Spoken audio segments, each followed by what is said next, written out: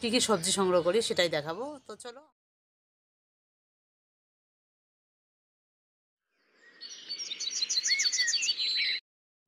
সকাল সকাল চলে আসলাম ছাদে। তো আজকে আমি দেখো একটা ঝুড়ি নিয়ে এসেছি, কিছু সবজি সংগ্রহ করব আর কিছু চারা বসাবো। তো তোমাদের সব দেখাবো A to Z। আসসালামু আলাইকুম, আশা করছি তোমরা সবাই ভালো আছো। তো আমিও ভালো আছি। আজকে একটা নতুন ভিডিও নিয়ে তোমাদের সামনে হাজির হলাম। তো আজকে আমি তোমাদের কী কী সবজি সংগ্রহ করি সেটাই দেখাবো। তো চলো আমার ভিডিওটা শেষ অবধি দেখতে থাকো, আশা করছি তোমাদের ভালো লাগবে। তো চলো আমি কী কী সবজি সংগ্রহ করি সেটা দেখাই। চলো প্রথমে আমি কিছু বেগুন সংগ্রহ করে নেই, তারপর আমি তোমাদের দেখাবো আমার ছাদ বাগানে কতটা পরিমাণে মরিচ পেকে গেছে। তো সেগুলো আমি দেখাবো। তো তার আগে আমি কিছু বেগুন সংগ্রহ করে নিচ্ছি। তো এই যে দেখতে পাচ্ছ,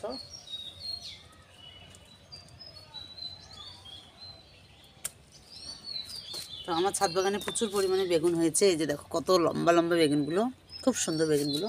তো এগুলো আমি আগে সংগ্রহ করে নিচ্ছি আমার ছাদ বাগান থেকে।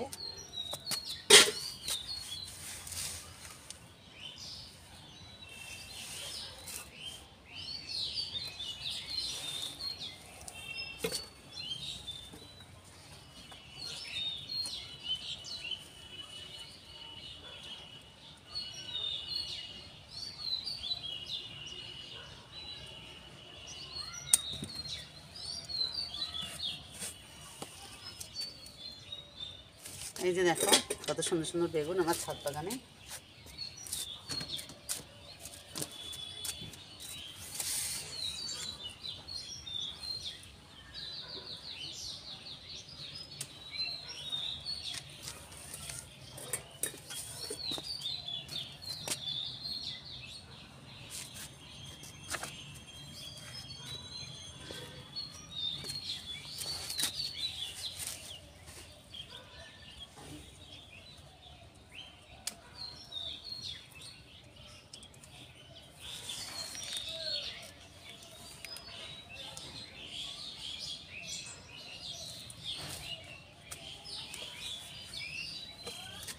তো এই যে আমার ছাদ বাগান থেকে কিছু বেগুন সংগ্রহ করে নিলাম, তোমাদের দেখাচ্ছি এবার।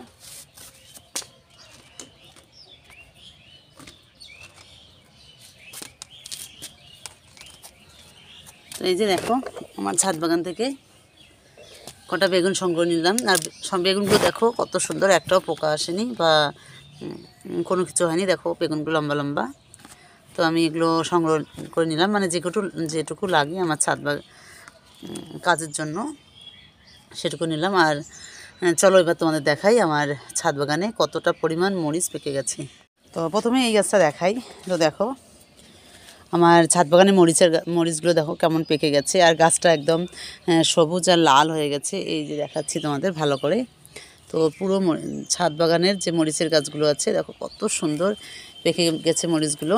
আজকে এই মরিচগুলো আমার সংগ্রহ করতে হবে, নাহলে এই পাকা মরিচ দেখলে আবার পাখি চলে আসে খাওয়ার জন্য। অনেকেরই এই সমস্যাটা যে পাখি এসে খেয়ে যায়, তার জন্য ঠিকঠাক সবজি চাষ করতে পারে না। শুনে খুব খারাপ লাগে। তো যাই হোক, ওই যে দেখো আমার ছাদ বাগানে পুরো মরিচ পেকে গেছে। তো চলো এগুলো আগে সংগ্রহ করে নিচ্ছি। তো চলো আগে আমি পাকা মরিচগুলো সংগ্রহ করে নেই।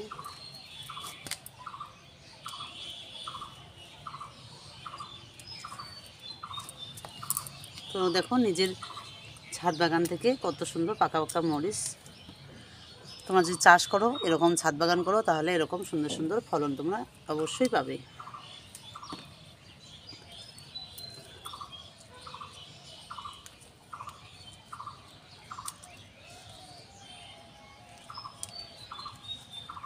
তো এরকম করে ছাদ বাগানে সবজি সংগ্রহ করার মজাই আলাদা, খুবই ভালো লাগে। সত্যি কথা বলতে গেলে মানে এতটা আনন্দ লাগে যে কি আর বলবো।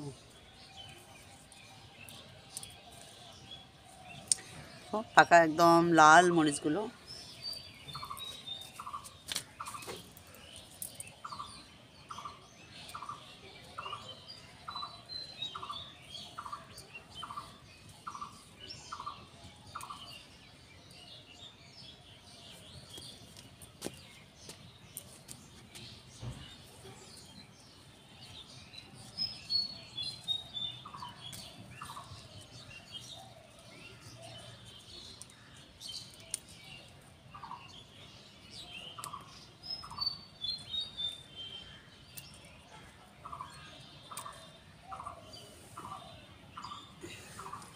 এই যে দেখো আমি মরিচগুলো সংগ্রহ করলাম, তো বাকি মরিচগুলো সংগ্রহ করে তারপর দেখাচ্ছি। একটা গাছের মরিচ সংগ্রহ করা হয়ে গেল, মানে তাও অনেকগুলো আছে এখনও ঠিকঠাক করে, মানে যেগুলো একটু করে পাকা আবার কাঁচা, এগুলো সংগ্রহ করলাম না। তো আরেকটা গাছে চলো, যে এই গাছটা দেখো, এখানে প্রচুর পরিমাণে পাকা মরিচ হয়েছে, এই যে দেখো। তো আজকে এগুলো সব সংগ্রহ করতে হবে। এই যে দেখো এই ডালটাতে একদম ভর্তি হয়ে গেছে পাকা মরিচ দিয়ে। তো এরকম সব গাছেই আমার হয়ে গেছে। আর ওই যে ওইখানে একটা বড় মরিচ গাছ আছে, ওই মরিচ গাছটা এখনও মরিচগুলো কাঁচা আছে, ওগুলো আজকে সংগ্রহ করব না। তো এখানে যে প্রচুর পরিমাণে পাকা মরিচগুলো হয়েছে সেগুলো একটু সংগ্রহ করি। এই যে দেখো পাকা মরিচ দিয়ে একদম ভর্তি হয়ে গেছে আমার ছাদ বাগান।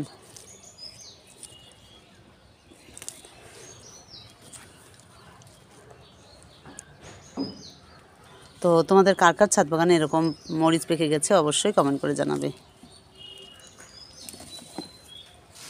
তো এগুলো আমি সব এক এক করে সংগ্রহ করে নিচ্ছি, তারপর তোমাদের দেখাচ্ছি।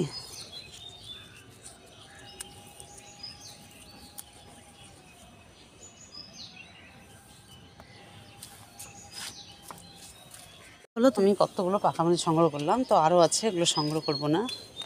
তো চলো এবার আমি সংগ্রহ করবো পালং শাক। তো এই যে দেখতে পাচ্ছ এখানে আমার কত বড় বড় বিশাল বিশাল পালং শাকগুলো আছে, সেগুলো কিছু সংগ্রহ করে নেব।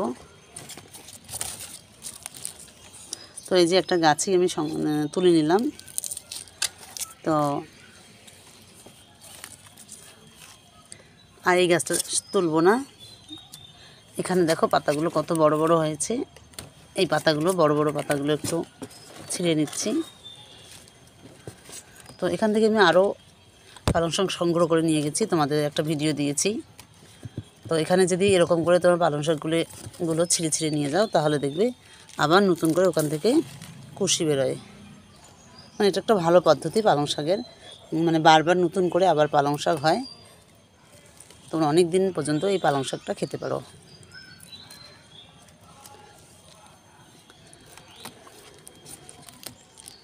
তো এগুলো তুলে নিলাম বড় বড় পালং শাকগুলো। তো এইদিকে অনেক বড় বড় পালং শাক হয়েছে, এই যে দেখতে পাচ্ছ।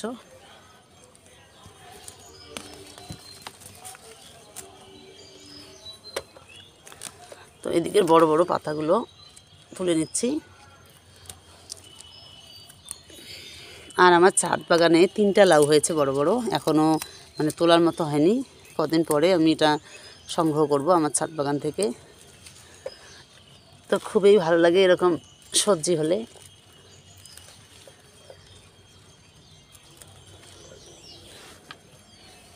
তো কটা পালং শাকও সংগ্রহ করে নিলাম মরিচের সঙ্গে সঙ্গে।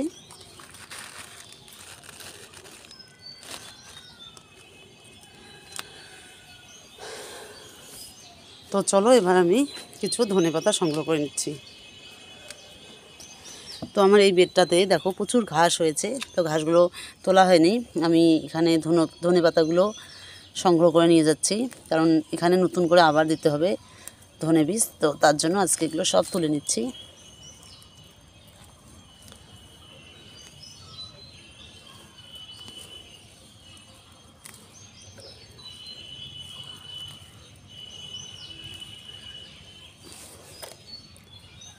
তো এই যে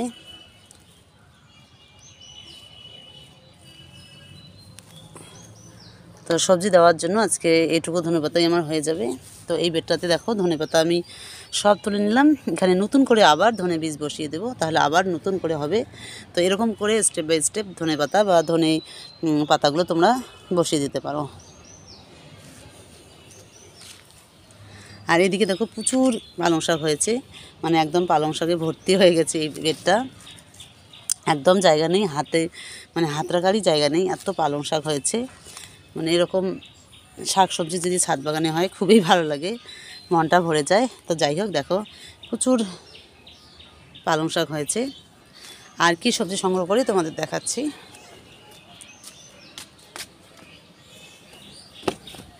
তো এখানে অনেক পেঁয়াজ কলি পাতা হয়েছে, এই যে দেখো পেঁয়াজ ভর্তি হয়ে গেছে। তো এখানেও কিছু সংগ্রহ করে নিচ্ছি।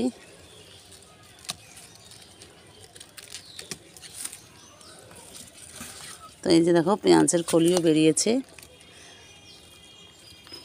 তো আমি পেঁয়াজ পাতা একটা বেডেই দিয়েছি, আমার একটা বেডেই হয়ে যায়, আমার মানে চাহিদা পূরণ হয়ে যায় রান্নাঘরের।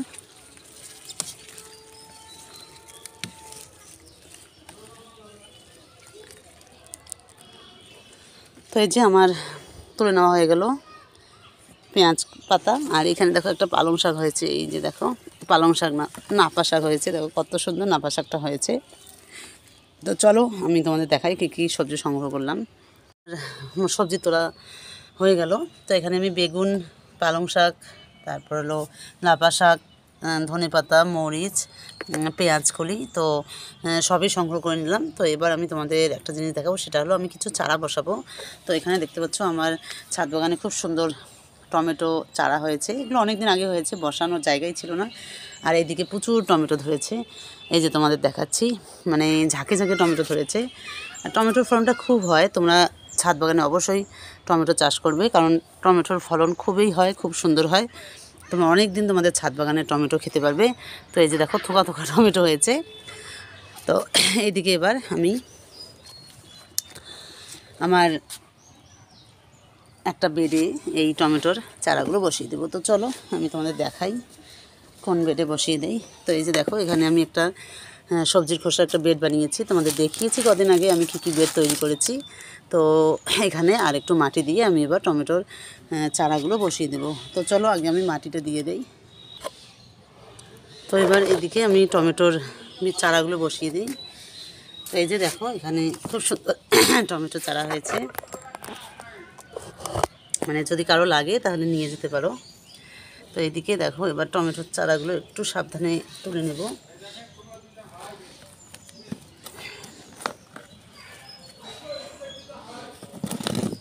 তো এগুলো আমি একটু আলাদা আলাদা করে বসিয়ে দেবো টবে।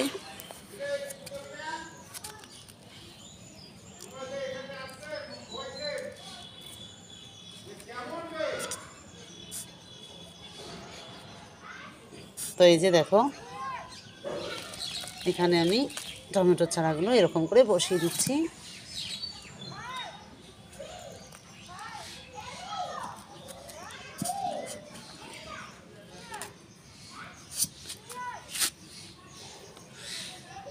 তো আমি এক এক করে সব টমেটোর চারাগুলো বেশি বসিয়ে দিই।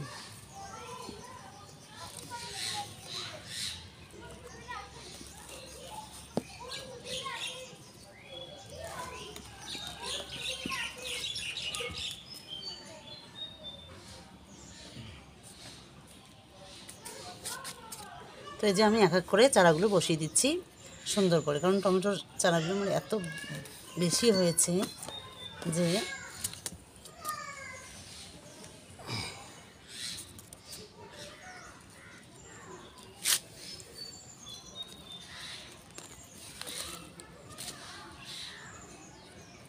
তো এদিকে আমি বসিয়ে দিলাম টমেটোর চারাগুলো। এবার এখানে আমি মাটি দিয়ে দেব।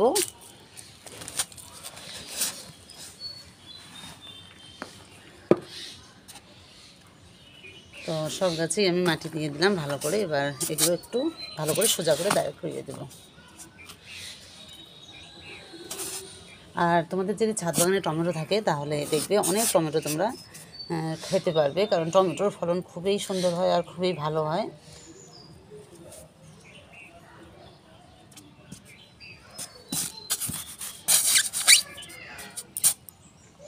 তো এই যে দেখো আমি এখানে টমেটোগুলো বসিয়ে দিলাম।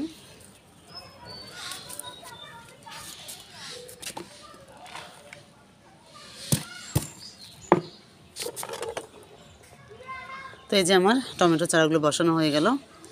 দেখো টমেটোর চারাগুলো কত লম্বা হয়েছে। তো এগুলো বেশি দিন লাগবে না ফলন দিতে।